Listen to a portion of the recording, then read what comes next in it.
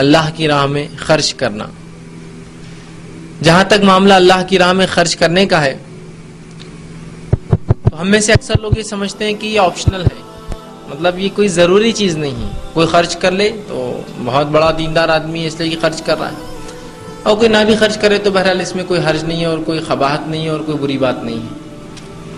اور یہ معاملہ بالکل ہمارے اعمال سے، عادت اطوار سے، معاملہ سے چھلکتا ہے کہ کوئی ہم سے مانگنے آ جائے تو ہم یہ سمجھتے ہیں مال و دولت میرا ہے، میں اس کو کیوں دوں.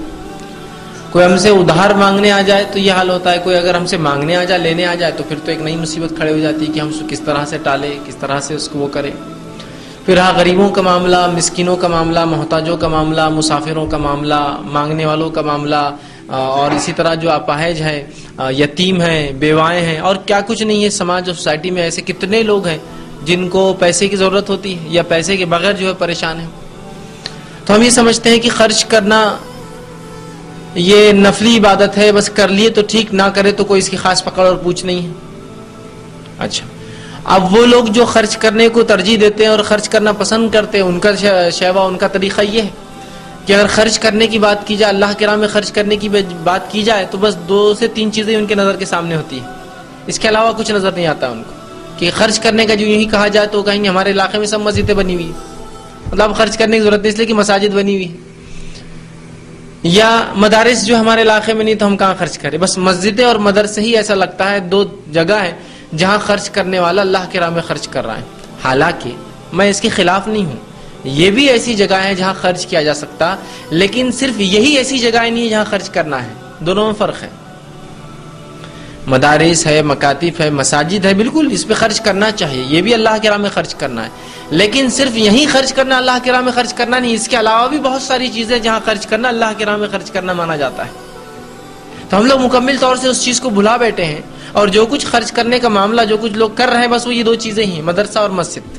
اس کے علاوہ مسکین، محتاج، مسافر، آپ کے خود کے رشتہ دار، پڑوسی، محلے شہر والے، وہ لوگ جو بھوک سے مر رہے ہیں، وہ لوگ جو مصیبت زدہ ہیں، وہ لوگ جو پریشان حالی ہے، تنگ دستی ہے، ان کی ہمیں کوئی فکر نہیں ہے. اس لیے کہ ہم تو اللہ کے راہ میں خرچ کر رہے ہیں نا، مسجد کو دے رہے ہیں، مدرسے کو دے رہے ہیں. دیکھیے مسجد مدرسہ بھی یہ ایک مصرف ہے اللہ کے راہ میں خرچ کرنا، لیکن صرف یہی نہیں ہے، اور بھی ہے. تو ہم دیکھتے ہیں اللہ کے راہ میں خرچ کرنے کے معاملے میں بہت افراط و تفرید کے ہم شکار ہیں. سب سے پہلی چیز تو یہ سخاوت یا جود و کرم جس کو کہیں گے، یا سخاوت، یہ مومن کا شیوا اور طریقہ ہے. یاد رکھیے مومن خرچ کرنے والا ہوتا ہے، دینے والا ہوتا ہے، اللہ کی راہ میں خرچ کرتا ہے، اور جہاں جہاں اللہ نے اور اس کے رسول نے کہا وہاں خرچ کرتا ہے، اور کنجوسی سے بچتا ہے. یاد رکھیے اس لیے کہ کنجوسی جو ہے سخاوت کے خلاف ہے، اللہ کی راہ میں خرچ کرنے کے خلاف.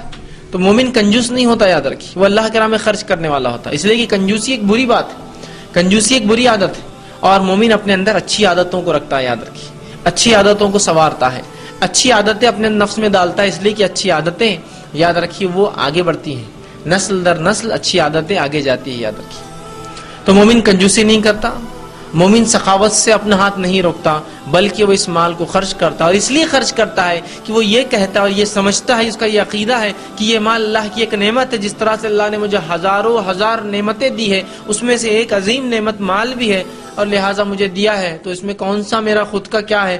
اگر دیا ہے تو اس سے پہلے کہ یہ چلا جائے اس کو خرچ کر دو.